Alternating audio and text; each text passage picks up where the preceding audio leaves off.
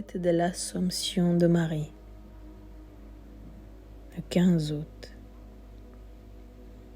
Par la même occasion, je souhaitais également une belle fête de l'Assomption à toutes les Maries et à vous toutes et tous, à toutes les femmes du monde et également à toute l'humanité. Mes bien-aimés, voici un texte avec une image offrant des informations pour une intégration plus compréhensible et plus élevée. Plus vous entendrez l'histoire, plus vous allez l'intégrer pour vous-même et également la mettre en pratique dans votre vie.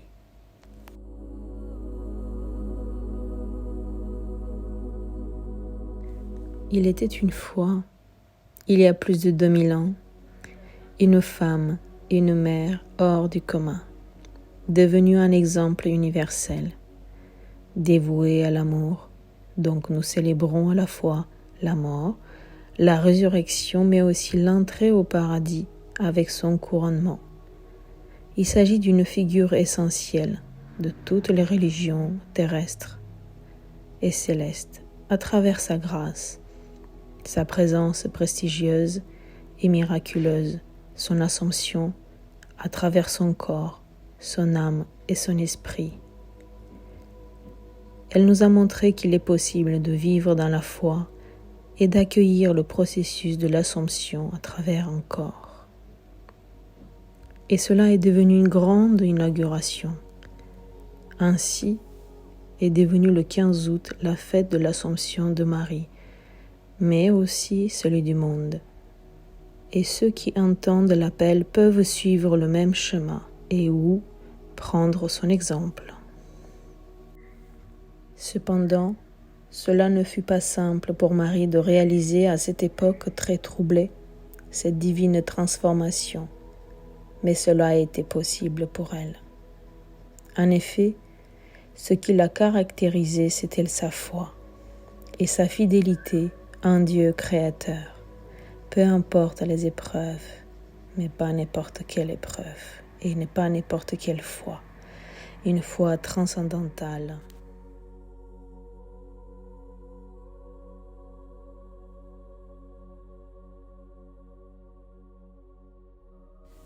Malgré tout ce qu'elle traversa dans sa vie avec sa foi profonde, elle apportait toujours son amour inconditionnel, comme lors de ses autres incarnations sur terre.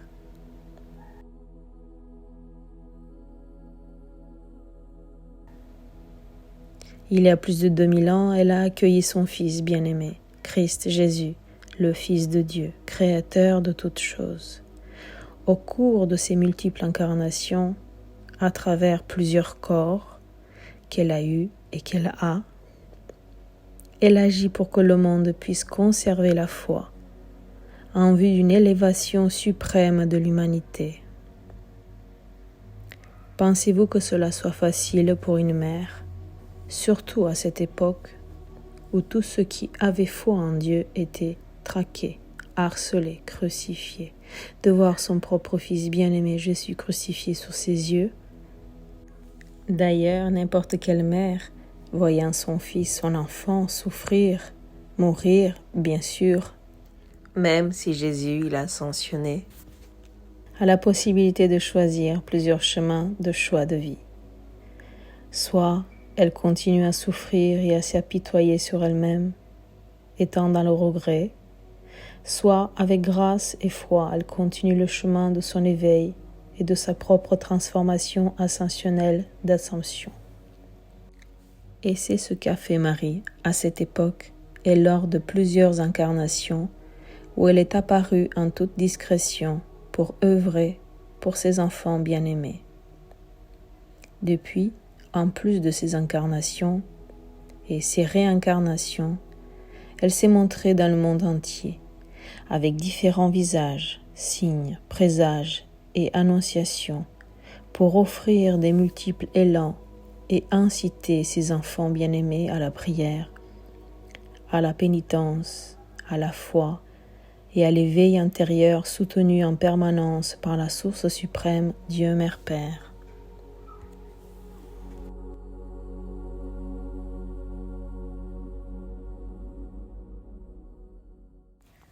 Sa foi inaltérable, son dévouement, son humilité, son courage, son amour, sa compassion, sa constance, son discernement, lui permirent de finir ses jours sur terre dans la grâce et de manière encore inexplicable pour les humains, en ascensionnant.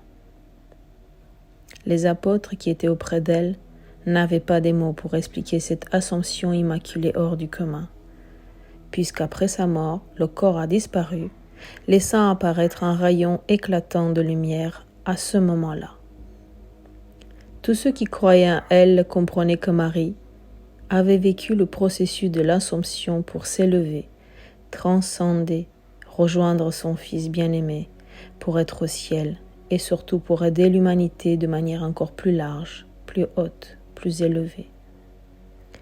Pour comprendre cet acte immaculé de son ascension, il suffit d'être véritablement dans une foi inébranlable, d'être dans une conscience élevée, afin de la voir, de le sentir, de le comprendre, de l'intégrer, de l'entendre et d'accueillir son aide et son soutien de nos jours.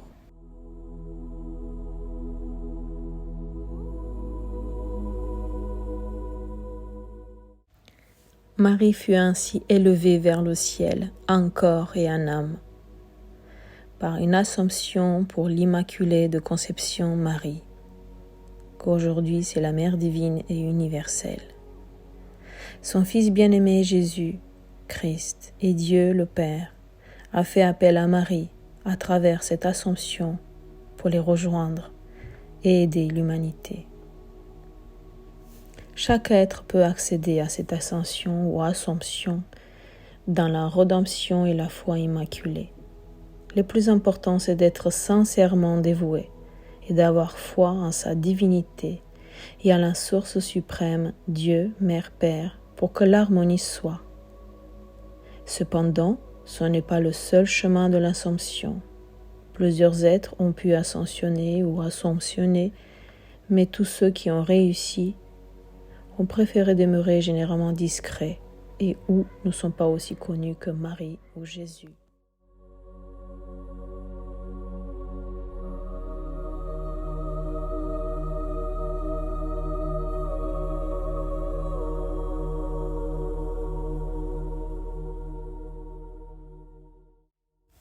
Donc, au cours de ce jour, se célèbre la gloire de Marie avec Dieu au terme de sa vie terrestre.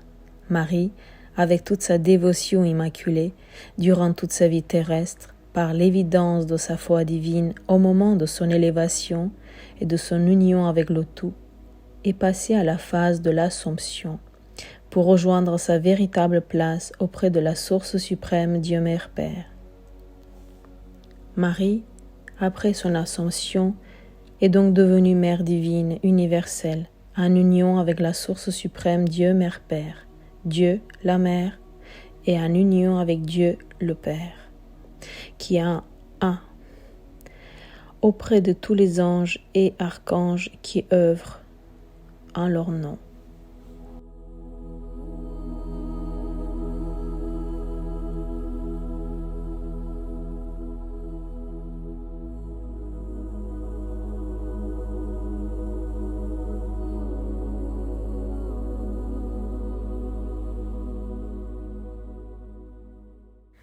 Marie, Mère divine universelle, en union avec le Tout et avec toutes ses incarnations, aide chacun de ses enfants et partage tout son amour et son exemple d'assomption à travers le monde.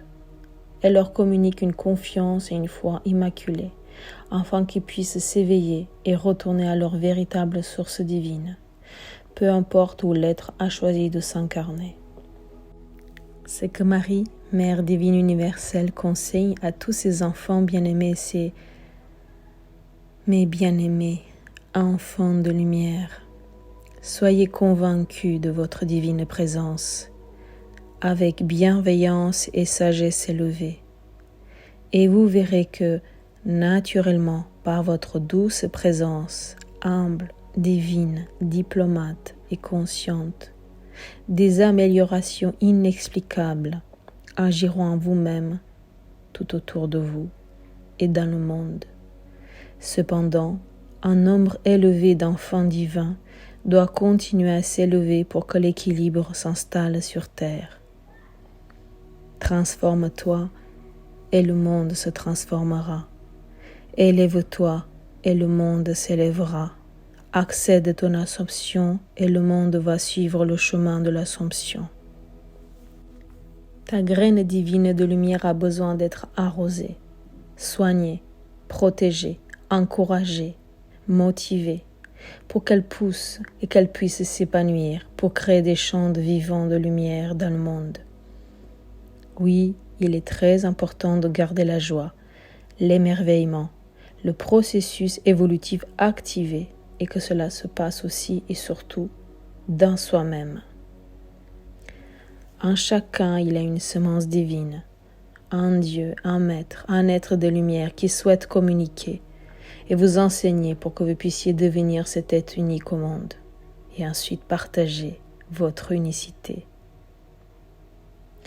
Ce message depuis des siècles est « Ayez foi en vos lumières, mes enfants que j'aime. Ayez foi en quelque chose qui vous fait grandir. » Nous vous conseillons d'accueillir à chaque instant dans votre vie le Créateur de toutes choses, Dieu Mère Père, et surtout de vous pardonner, de vous guérir vos blessures émotionnelles, de vous offrir aussi l'abondance dans tous les domaines de votre vie.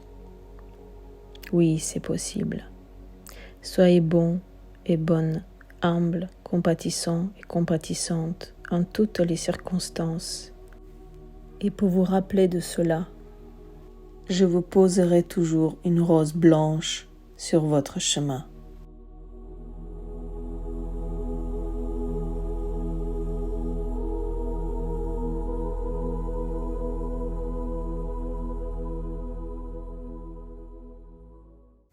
Bénéficiez de ce que nous préparons avec toute la hiérarchie céleste et de ce qui se passe en ce moment sur la planète, la Terre, Gaïa, pour que vous puissiez vous transformer, devenir véritablement vous-même et libre d'être, ascensionner, pour donner le meilleur de vous-même en ce monde qui a tellement besoin, mes chéris. Préparez-vous, ayez foi, ayez courage. Accueillez notre amour et la force divine dans votre vie, quoi qu'il arrive.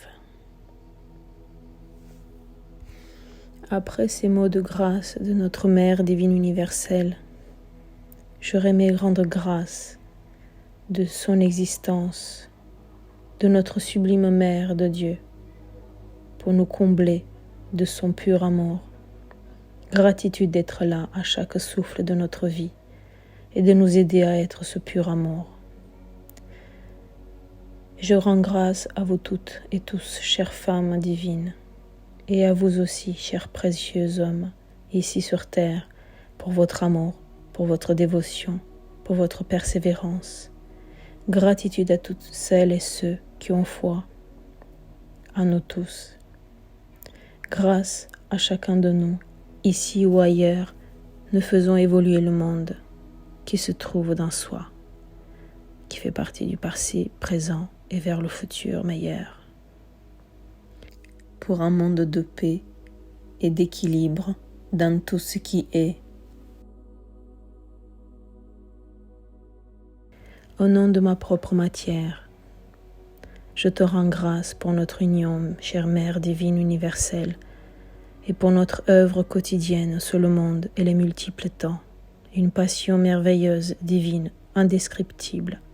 Cependant, il s'agit d'un travail incessant, consistant à œuvrer ici sur terre, pour tous nos enfants, êtres de lumière que nous aimons tant. Gratitude pour ta confiance. Gratitude à toi, précieuse Mère divine universelle qui comble ma vie et nos vies à tous. Dès lors qu'on accueille ton divin soutien, ton amour incommensurable et inconditionnel. Gratitude, Mère divine universelle, d'être là à travers nous toutes et tous. Je nous souhaite belle fête à nous toutes et tous, à toutes les Maries, et qui portent ce nom. Belle Assomption à vous. Prenez soin de vous. Je nous aime tant. Je nous aime tant, lumière du monde.